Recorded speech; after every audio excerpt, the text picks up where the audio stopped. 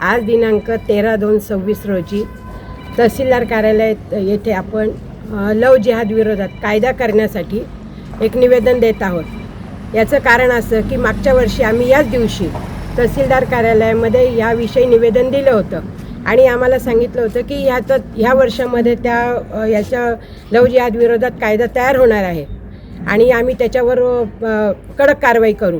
पण 1 वर्षामध्ये त्याच्यावर कोणतीही कडक कारवाई झालेली नाही किंवा तो कायदासुद्धा अंमलात आलेला नाही। मग आपल्या मुली अशाच मरू द्यायच्या का? मुलींना जिवंत ठेवायचं असेल तर लव जिहाद विरोधी सर्वांनी पेटून उठा आणि सर्वांनी लव जिहाद विरोधी कायद्याच्या याच्यासाठी आंदोलन करा। लव जिहाद कायदा जर या लवकरात लवकर जर आंदोलन केल्यानंतर सुद्धा जर तो कायदा अस्तित्वात आला नाही तर यापुढे आम्ही याच्याविषयी तीव्र आंदोलन करू।